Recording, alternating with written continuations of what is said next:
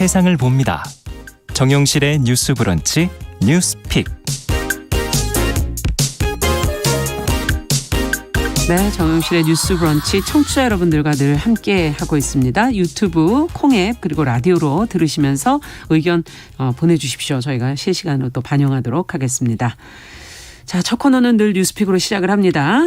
오늘은 신보라 국민의힘 전 의원 어서 오십시오. 네, 안녕하세요. 네, 조성실 정치하는 엄마들 전 대표 어서 오십시오. 네, 반갑습니다. 지금 오늘은 이 이태원 참사 얘기 먼저 좀 하고 가야 될 것 같습니다.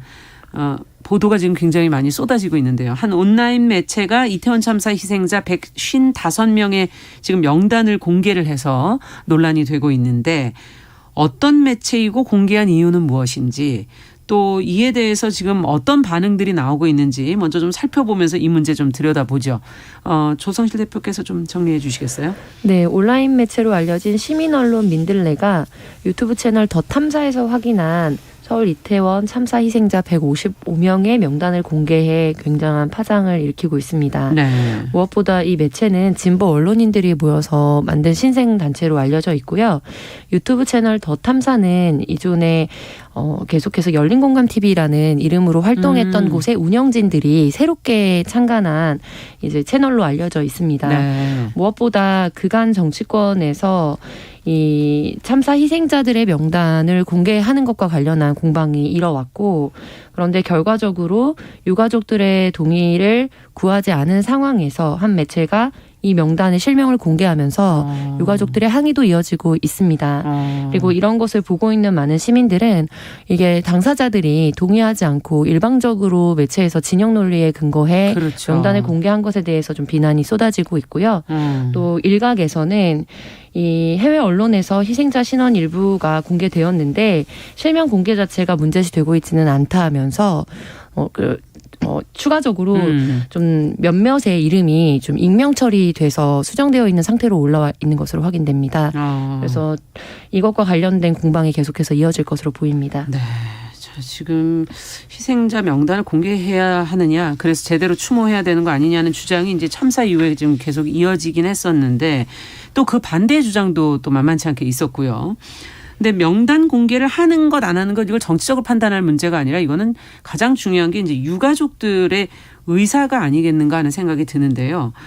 저희 공개가 된 방식에 대해서 어떻게 보시는지 두 분 생각을 좀 듣고 싶습니다. 신보라 의원께 먼저 좀 여쭤볼까요? 네, 저는 굉장히 부적절했다고 생각하고요. 지금 이 민들레라는 이 언론이 이제 시민 언론이라고 하고 아까 이제 조 대표님 말씀하셨던 것처럼 그 더 탐사라는 그 유튜브 채널 매체 운영진들이 그러면 만들었다고 하는 얼마 안 된 신생 매체인데 두 개가 같은 단체는 아니고요. 네, 그러니까 네네. 그들의 운영진들 따로 이제 명단을 이제 최초로 공개했던 것을 받아서 시민 언론에서 이제 공개한 것으로 알려져 있습니다. 네, 그래서 저는 그 민들레라고 하는 매체도 들어봤는데 굉장히 이제 그냥 거의 정치적인 메시지들을 주로 내는 언론이고 그 주요 필진이나 구성원들도 친야 성향의 사람들이 대부분이에요. 네.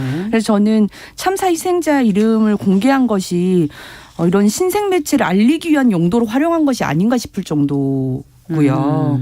참사의 정치화를 많이 우려를 했었는데 그 우려를 좀 현실로 만든 집단이다라는 생각도 들었습니다. 그리고 저는 희생자 명단을 공개하면 제대로 추모될 수 있다라는 그 주장과 프레임도 굉장히 문제라고 생각을 하는데 어떤 점에서 그렇게 그게 보십니까? 이재명 당대표도 이제 그런 방식으로 이야기를 했잖아요. 근데 실은 이태원 역 앞에 놓인 그런 수많은 꽃들 추모 메시지를 보세요. 뭐 거기 앞에 영정 사진이 있습니까? 아니면 희생자들의 이름이 있습니까? 모두 안타까운 마음으로 그 상황과 고인에 대해서 추모를 하는 거지 그게 이름이 있다고 해서 중요한 게 아니잖아요. 네. 그리고 이미 명단이 공개된 후에 유가족들도 반발을 하고 계시고 게시 명단에서 삭제해달라는 요청이 꽤 많이 세도를 하고 있습니다. 댓글로도 글을 남기는 분들도 계시고요. 네. 그래서 저는 누구를 위한 행동인지 묻지 않을 수 없고 법에 따른 처벌도 받아야 된다라는 생각이 듭니다. 네, 조 대표님께서는 어떻게 보세요? 네, 저도 의도나 뭐 누가 이야기했느냐를 종합적으로 판단하는 데 있어서 뭐 추정을 하는 것도 중요하다고 생각합니다. 정치적인 판단을 하는 데 있어서. 근데 이번 사안은 이제 그 단계까지 들어가지 않더라도 결과적으로 추모를 하는 것 자체가 반드시 이름이 호명되어야만 하는 것인가. 첫 번째 그것과 그리고 이제 고인이 되신 분들뿐만 아니라 유가족들의 삶에도 파장을 굉장히 크게 미쳤던 그러니까 미치게 되는 후속적인 조치인 만큼 이것이 동의가 없는 공개가 과연 일방적으로 언론에 그리고 시민들의 알 권리라든지 우리가 같이 애도해야 하는 장치로서 이렇게 이용돼도 되는 것인가에 대해서 굉장히 문제의식을 가지고 있고요. 네. 특별히 이게 그러니까 해외 언론에서 이제 뭐 희생자들의 것들, 희생자들의 이름이 나갔던 부분들이나 또 일각에서는 이제 세월호 당시에 이제 희생자들의 명단이 이제 공개되었던 것들을 가지고 이제 유사성을 찾는 분들도 계시더라고요. 근데 네. 저는 거기에 동의하지 않는 것이 이제 언론에서 인터뷰를 해서 공개를 하게 되거나 혹은 이제 한국에 와 있었던 자국민들이 사고가 났을 때 그들이 누구였는지를 같이 희생하는 거는 좀 문화적 차이가 있다고 봅니다. 네. 왜냐하면 우리가 지난 세월호 국면을 거치면서 우리가 이렇게 어떤 재난이라든지 참사로 인해서 희생이 되었지만 그것이 사후에 가족들과 그리고 정말 고인이 되신 분들에게 어떻게 모독적으로 이렇게 좀 온라인 상에서나 이런 것들이 진행되었는지 모든 사회가 목도를 했잖아요. 네. 그것이 갖고 있는 굉장히 그것이 주는 이제 두려움과 그리고 그게 갖고 있는 사회적 메시지가 분명히 있다고 보거든요. 그래서 네. 그런 우리의 사회과학적이고 또 역사적인 맥락을 봤을 때 이제 해외 언론에서 본인들이 인터뷰한 분들이나 혹은 자신들의 자국민의 명단을 공개하는 것과는 명확하게 다르게 봐야 한다. 그렇죠. 동의를 그건 개별적으로 구해서 낸 것이죠. 네, 그렇겠죠. 네. 그리고 무엇보다도 세월호 당시에는 계속해서 수색 기간이 길어지면서 또 탑승자 명단과 일치하지 않는 부분들이 있었고 그래서 그 부분들에 대해서 계속해서 추가적으로 수개월 그리고 또 뭐 걸쳐서 이런 작업들이 진행되면서 좀 빠르게 명단을 공개해야 하는 필요성이 있었던 것으로 저는 보이고요. 네. 네, 지금 상황은 이제 유사성이 분명히 저는 있다고 보지만 이게 재난이나 사회적 참사라는 측면에서는 공통점이 있지만 이후에 또 여기에 대한 사회적 평가라든지 유가족이 갖게 되는 여러 가지 상황들은 조금 차이가 있다고 보거든요. 그래서 더 조심스럽게 접근을 해야 하는 부분이다. 그래서 가장 중요한 것은 지금 뭐 야당 측에서 주장을 하거나 좀 문제 제기를 하고 있는 부분에 어떤 부분은 이제 유가족 협의체가 구성되지 않았고 그렇죠. 유가족들이 같이 서로의 문제를 같이 공통적인 문제를 발견할 수 있는 공간이 마련되어 있지 않다는 부분에 대해서 문제 제기를 하고 있거든요. 네. 그래서 저는 이 부분에 있어서는 본인이 의사가 있으시고 그리고 이거에 대해서 같이 함께 힘을 모으고자 하는 분들이 자발적으로 모일 수 있는 공간을 마련해 주는 것. 그래서 물리적으로 공간이 마련돼 있을 때 그곳에서 자체적으로 진행이 되는 거라면 저는 문제가 없다고 봅니다. 그런데 지금 이렇게 이제 일각 언론에서 일방적으로 공개를 하고 그것이 또한 정치적으로 여야가 나눠져서 공방이 되는 것 자체가 이것이 보는 국민들이 정말 이 사건을 보면 이 참사를 보면서 애도하고 있는 마음에 대해서도 굉장히 부정적인 영향을 끼칠 뿐 아니라 무엇보다 유가족들이 이제 이 상황을 어떻게 보면 맞닥뜨리고 또 추가적으로 이거에 대해서 대응을 해나가야 되는 모든 과정에 있어서 악영향을 미칠 수밖에 없는 결과가 아니었나 이렇게 개인적으로 판단하고 있습니다. 네. 그러면 이번에 벌어진 일은 이 사건 언론에서 공개한 거를 빼고 차치하더라도 기본적으로 그런 명단 공개가 필요하냐 안 하냐는 근본적인 방향은 두 분은 어떻게 생각하십니까?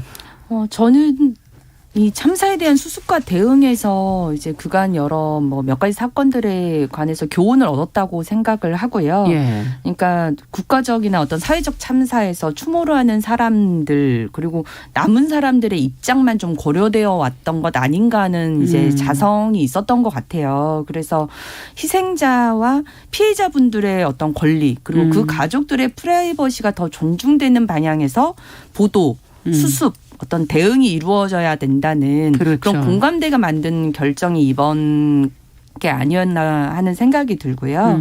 그런 점에서 저는 이제 명단이 이제 공개될 필요가 없다. 그리고 실제 헌법에 여러 가치들이 있잖아요. 인간의 존엄성이 존중되어야 되고 사생활의 비밀이 보장되어야 하고 그리고 뭐 여러 형태로 우리나라가 실은 또 개인정보보호법이 굉장히 두터운 나라이기도 하기 때문에 이런 헌법에 대한 어떤 규정이나 그런 것들이 지켜지는 방향의 원칙에서 이 문제도 들여다보고 판단해야 된다. 이렇게 저는 생각을 합니다. 네, 추모의 과정에서 특히 희생자 피해자들 가족과 가족에 관해서 보도하거나 저희가 네. 수습하거나 그걸 해결함에 있어서 그분들이 중심이 되게끔 하는 그런 방향으로 가야 그래서, 된다. 네, 실제 지금 최근에 보면 이태원 참사가 일어난 직후에 언론의 보도 방향도 굉장히 지난 여러 세월호 사건 참사 좀 달라졌잖아요. 달라졌죠. 보도 중칙에 네. 대해서 뭐 현장의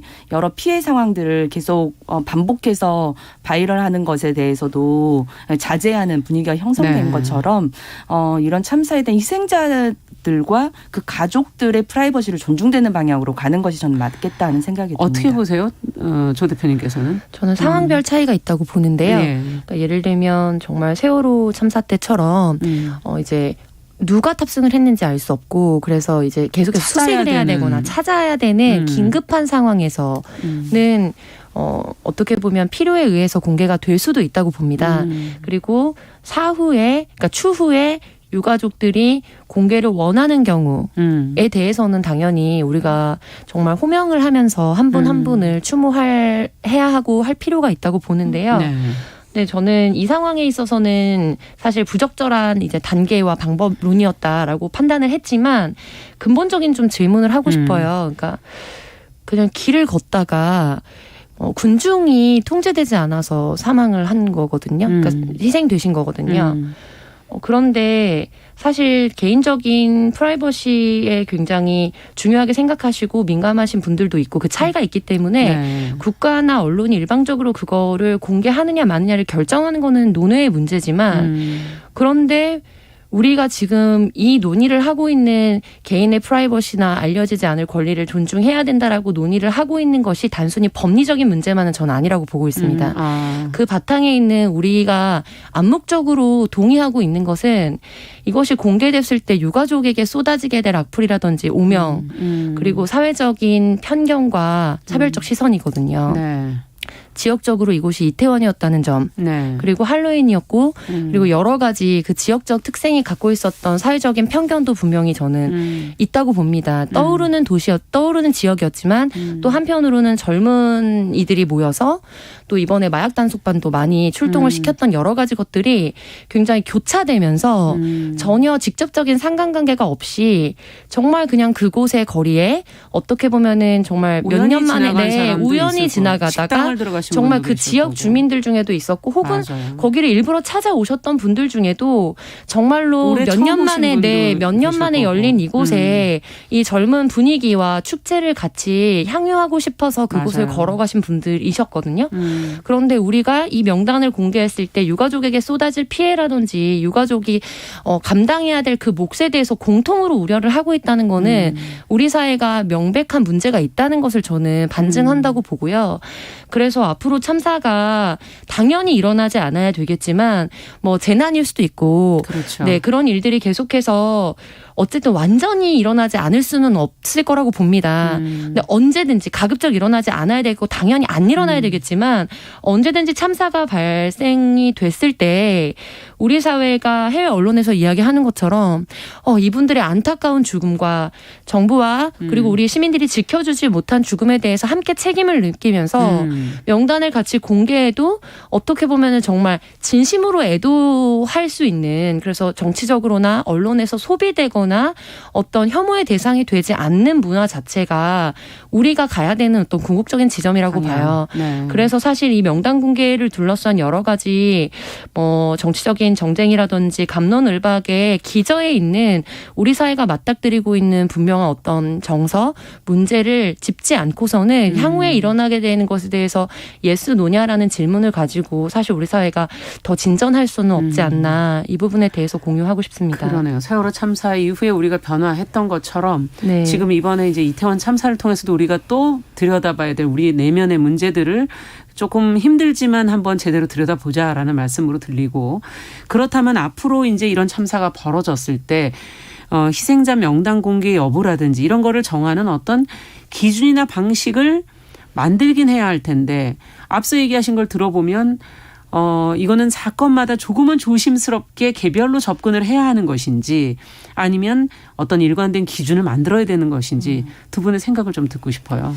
저는 유가족분들의 동의 절차를 거치는 것이 가장 우선돼야 된다고 우선 생각을 했고요. 전제다. 네. 네. 왜냐하면 이제 장례식장 같은 경우에는 생전에 이제 고인과 어떤 그 가족들과 인연이 있었던 분들이 직접 찾아오는 예. 공간이기 때문에 어떤 그 희생자분들이나 피해자분들의 사진과 이름이 있는 게 좀 당연하지만 고인이 사회적이나 국가적인 어떤 문제로 희생됐다고 해서 자신의 이름이나 사진이 만인에게 공개되는 공적 인물로 바로 변화되는 건 아니잖아요. 네.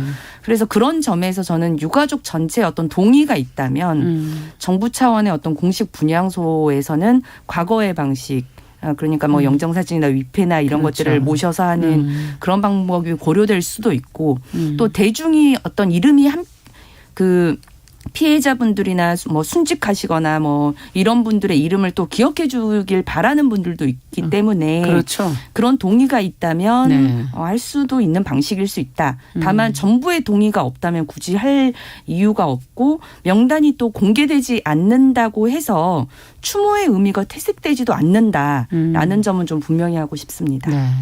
조 대표님께서는 어떻게 보십니까? 네, 이제 어떻게 보면 시신 수습의 문제라든지 그리고 본인의 가족이 이제 희생자 명단이나 부상자 명단에 있는지를 조속하게 확인해야 되는 필요성에 근거한다면 저는 그 경우에는 이미 유가족을 동의를 얻기 어려운 시점이거든요. 그때는. 네. 그래서 그럴 경우에는 긴급한 상황적 어떤 구성 요건을 갖췄을 때 이제 공개를 할 수도 있다고 보고요. 근데 그런 사안이 아니라면 지금 신보라 의원님께서 말씀하신 것처럼 유가족과 또 유가족들이 가장 그간 고인의 유지를 가장 정확하게 이해할 수 있기 때문에 그것에 근거해서 동의하시고 사회적으로 이것을 통해서 어떤 뭐 시민들이나 아니면은 또 정부의 여러 가지 정책적인 부분들에 이제 방향성이나 이런 부분에 재현을 하고 싶은 분들에 한해서 좀 이것을 진행하는 것이 필요하지 않나라고 생각합니다. 네. 어쨌든 지금 이번에 참사 이태원 참사가 잘 애도되고 잘 마무리될 수 있도록 같이 이제 노력을 해야 되는데 무엇이 정말 중요한 것인지 우리가 무엇을 배려하고 이 안에서 신경을 써야 될 것인지 한번 다시금 또 생각해 보게 하는 그런 사건이었던 것 같습니다. 자, 두 번째 뉴스로 좀 넘어가도록 하죠. 수서 역세권 신혼희망타운 입주 예정 아이들 문제가 지금 보도가 되고 있는데요. 초등학교를 지금 어디를 보내야 될지를 두고서 주민 간의 갈등이 벌어지고 있다고 합니다. 무슨 내용인지 어떤 갈등이 벌어지고 있는지 신보라 의원께서 좀 정리를 해 주시겠어요? 네, 서울 강남구 자곡동의 신혼희망타운 관련 이야기인데요. 네. 신혼희망타운의 입주 조건이 뭐 신혼부부거나 임신 중인 부부거나 아니면 자녀를 키우는 이제 부모라서 당연히 아이를 키우는 가족들이 많을 수밖에 없죠. 그렇겠네요. 그래서 그런데 이 신혼희망타운 자녀들을 이제 초등학교에 보내려고 하는데 이제 그게 문제가 된 겁니다. 예. 원래 신혼희망타운 지구 내에는 초등학교 신설을 위한 부지가 마련이 되어 있었어요. 부지가 있었어요. 네. 근데 네. 이제 교육청이 이 초등학교 신설 신청을 요청을 했는데 네. 교육부가 이것과 관련한 투자 심사에서 학교 신설을 이제 부결시켰습니다. 그래서 입주자들은 그 지구에서 약 200m 정도 떨어진 이제 가장 근거리에 있는 학교이죠. 네. 이 유련초등학교로 입학을 희망하는 상황인데요. 예. 그런데 이제 기존 그 유련초에 다니는 그 학부모들이 예. 신혼희망타운 아이들의 입학을 반대하고 나선 거고요. 그 이유는 과밀학급 문제 때문입니다. 네. 현재 유련초등학교는 기존 750명 기준으로 건축이 되어 있는데 현 재학생 수가 950명 수준이고 지금 현재 네. 학급당 인원수가 이제 25명으로 이미 이제 과밀학급이라는 입장인데요. 우선 초등학교 과밀학급 기준은 학급당 28명. 기준입니다. 그러니까 조금 모자라네요. 예, 그런 상황이지만 이제 뭐 장기 전망으로는 더 늘어날 거니까. 늘어날 것으로 예측이 되고 있는 상황입니다. 예. 하지만 입주자들의 자녀들이 이제 유련초에 배정이 되지 못하면 2km나 떨어진 수서초등학교로 입학을 해야 되는 상황인데 네. 거기는 도보로 걸어도 30분 거리에 달하고 30분. 예, 또 근처에 공사 현장들이 있어서 학생들의 안전을 담보하기 어려운 조건입니다. 네. 그리고 초등학교의 경우에는 통학거리는 1.5km로 이내로 돼 있습니까? 이내로 지정이 돼야 된다는 또 조건이 있습니다. 예. 그래서 현재 학교 앞에는 아이들의 안전권을 보장하라면서 유련초로 배정을 해달라는 학부모들과 아이들의 과밀 학급을 막고 학습권을 보장해달라는 학부모들의 피켓 시위들이 이어지고도 있는 상황입니다.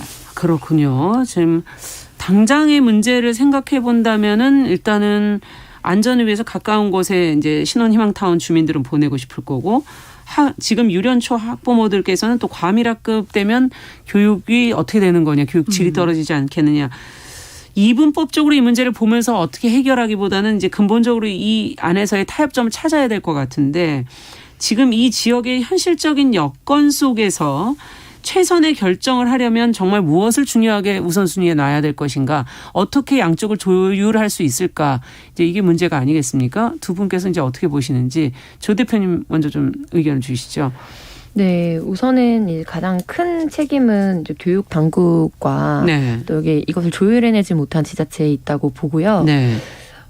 왜냐하면 사실 지금 교육당국에서 이번 이 신혼타운 쪽에 학교를 허가하지 않으면서 예측한 근거 자료 등을 아주 상세하게 공개되지는 않은 것 같은데 예. 봤을 때 이제 향후 한 5, 6년 정도간, 그러니까 지금 입학을 예정하고 있는 연령대 전후의 아이들이 예. 학교를 졸업하고 나면 지금 저인구화 때문에 사실상 학교 운영이나 이런 부분들이 어렵다는 부분을 충분히 예측하고 학교 부지나 이런 부분에 허가를 안 해준 것으로 알려져 있거든요.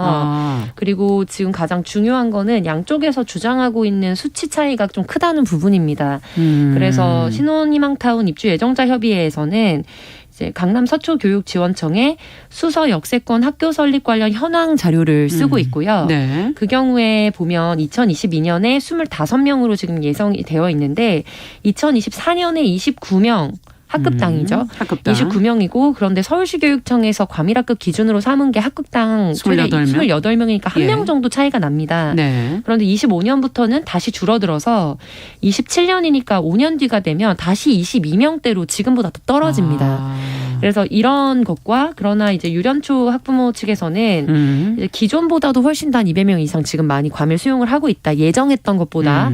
그리고 올해 25.4명으로 추산돼 있었는데 이제 내년도에 이제 학생들을 받게 되면 33.6명까지 다르게 된다. 그리고 2027년도에도 31.4명으로 과밀학급을 넘는다. 객관적 수치를 넘는다는 거죠. 그런데 저는 이 수치 간의 간격이 꽤 크거든요. 이게 왜 다를까요? 네, 그래서 근거 자료를 다른 걸 서로 쓰고 있는 건가요? 강남 서초교육지원청 같은 경우에는 알겠습니다. 네. 잠시 뒤에 저희가 그러면 그 내용은 자세히 좀 들어보고요. 11시 30분부터 일부 지역에서는 해당 지역 방송 보내드립니다. 뉴스픽 이어가겠습니다.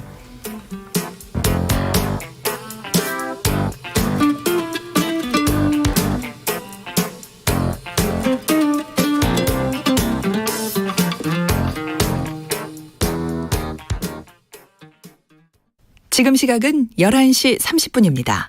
KBS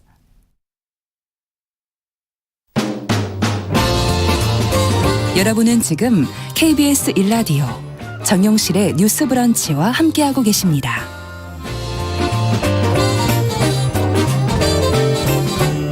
네, 저희가 수서 역세권 신혼희망타운 예비 입주자들의 자녀와 유련초등학교 지금 또 학부모들을 간의 갈등, 아이들의 안전의 문제와 학습권의 문제, 이것이 지금 갈등을 일으키고 있는데 어떻게 이 문제를 그럼 조화롭게 풀어가야 될지 같이 한번 생각을 해보고 있습니다. 근데 지금 조성실 대표께서 양쪽이 주장하는 바가 다른 근거 자료가 좀 차이가 크다, 이렇게 지금 지적을 좀 해주셨어요.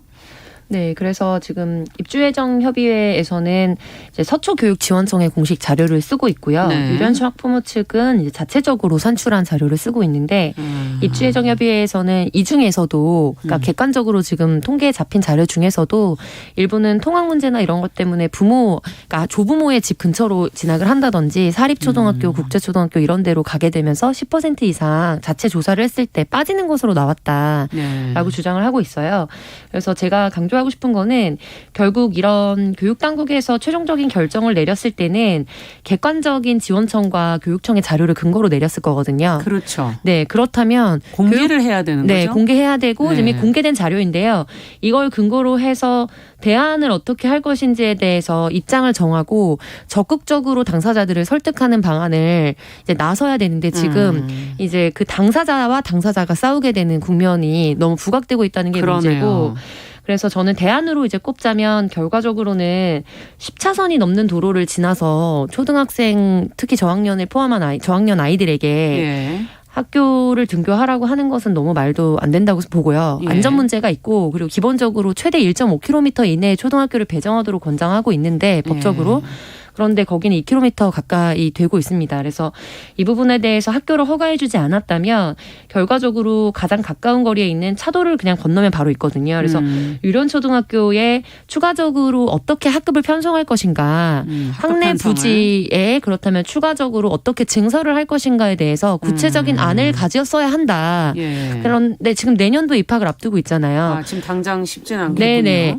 그렇기 때문에 그렇다면 지금 준비가 안 된 상태에서라도 조속하게 추가적으로 어떤 대안을 가지고 양측을 이제 설득할 설득하는 것에 것인가. 대해서 나서야지 이렇게 입주 대책위에서 나서서 일방적으로 어떻게 보면 저는 이런 부분에 있어서도 아이들이 다 학습하고 있다고 보거든요. 결국 아이들이 이 학급에서 양쪽 부모들이 어떻게 보면 투쟁하는 모습들을 보면서 아이들에게 과연 어떤 교육적 메시지를 줄 것인가에 대해서 굉장히 비관적으로 보고 이렇게 있습니다. 시간을 끄는 건 굉장히 비효율적이고 비교육적이다라는 말씀이시군요. 네, 그리고 네. 결과적으로 저는 개인적으로 교육 당국에 문제가 있지만 지금 일어난 상황에서 둘 중에 하나를 선택하라면 당연히 학생 안전을 보장하는 방식으로 선택이 이루어져야 된다고 없다. 봅니다. 네. 근데 이제 그 부분에서 유년초 학부모들이 교육 당국이 앞장서기 전에 어떻게 보면 더 전면에 나서서 활동하는 것들이 유년초 학생들에게도 교육적으로 굉장히 부정적인 이미지와 또 학습을 하게 할 것이다. 그 부분을 걱정하고 있습니다. 네. 어떻게 보세요, 신보라 의원께서는? 우선 신혼희망 타운 타운 같은 경우에는 처음에 이제 그 홍보를 할 때도 네. 초품화 초등학교를 이렇게 품은 초등학교를 품은 단지로 실은 홍보가 되기도 했어요. 그러니까 네. 일정 정도 그런 책임이 내용들을 있네요. 보고 실제 정부가 이런 공간을 주거 공간을 마련을 해서 입주를 하게끔 유도를 한 것이기 때문에 또 주거권 교육권 모두를 훼손시킨 또 결정이기도 하거든요. 그런 것에 대한 일정 정도 교육 당국이나 정부의 책임도 일정 정도 있을 수 있다라고 네. 보여지고 실제 이제 교육부의 중앙투자심사에서 이 학교를 추가 설립하는 것이 허용되지 않았다면 예. 그 순간부터 실은 대안을 고민했었어야 되는 게 그게 맞아요. 언제쯤입니까? 실은 이제 꽤 시간이 뒷짐지고, 된 거죠. 네. 그 뒷짐진 거나 마찬가지거든요. 실은 지금 원래 이런 문제들이 생기게 되면 이제 시교육청, 그다음에 시와 이제 구청, 그다음에 교육지원청, 그렇죠. 이제 교육부 이렇게 하고 그 읍면 동장들과도 협의를 하게 돼 있어서 네. 동장들과 이제 협의를 거쳐서 뭔가 대안을 마련했었어야 되는데 그러지 못했기 때문에 결국 학부모들이 들고 일어선 거다라고 그렇죠. 보여지고요. 실제 근데 지금 유년초에 다니는 학부모들도 그 아이들의 그 입주자 아이들의 입학 자체를 반대한다기보다는 예. 그건 좀 일부의 목소리고 근본적으로 대안이 없는 상태가 지금 지속되고 있기 때문에 예. 아이들의 학습권까지를 고려한 교육 당국의 결정에 필요하다는 목소리를 내고 싶은 거예요. 실은 그러니까 이렇게 언론에도 보도되고 관심을 갖게 되니까 이제 정부든 뭐 교육 당국이든 네. 대안을 마련하지 않을 수가 없을 너무 겁니다. 이렇게 문제가 되기 전에 사실은 좀 더 개입해서 그렇죠. 네, 조정을 해냈다면 얼마나 좋을까 하는 그런 생각도 들고요. 네. 네. 그리고 이제 이제 중앙투자심사 같은 경우도 일정 정도 뭐 여러 기준을 많이 완화해 왔다고는 하지만 예. 실은 학령 인구의 감소는 예견되어 있는 그렇죠. 거지만 어떤 지역 간 도시 간 격차, 특히 이제 신도시를 중심으로 새로운 이제 지구 형태의 아파트 단지가 건립되는 곳은 당연히 그 아이를 키우는 부모들이 밀집될 수밖에 없고 네. 그에 따른 그 과밀학급 문제가 계속 대두가 됩니다. 그렇죠. 그래서 그런 문제들에 대해서는 조금 더 그 현실에 입각해서 추가 중축을 한다거나 그런 학교 안에서 네, 대안들이 네. 마련이 돼야 되거든요. 네. 네, 그런 것들도 미연에 이런 것들을 만들지 못했다는 것에 대해서 책임을 좀 크게 느껴야 된다고 생각을 합니다. 네, 앞서도 학내 부지, 추가 학급 이런 문제를 어떻게 해결할 것인가를 미리 손을 썼어야 된다. 지금 이제 박명님께서는 아이들이 이러다 보면 상처 속에서 서로 공부하지 네, 않겠나. 맞습니다. 함께 다닌다고 해도 학교 다니기 불편하다는 말을 졸업할 때까지 듣게 되지 않을까 하는 아이들이 도대체 무슨 죄냐. 이걸 어른들이 이 문제를 해결하지 못한 부분에 대해서 지적을 해 주셨습니다. 자, 지금이라도 늦지 않게 빨리 서로 협의가 좀 필요하지 않을까 하는 생각이 드네요. 자, 뉴스픽 조성실 정치하는 엄마들 전 대표 신보라 국민의힘 전 의원 두 분과 함께 이야기 나눠봤습니다. 말씀 잘 들었습니다. 네, 감사합니다. 감사합니다. 남성의 입장에서 여성의 입장을 이해하는 그래서 사실 이 역지사지의 태도가 한국 사회로 지금 필요한 것이 아닌가. 그 어떤 사람들은 삼루에서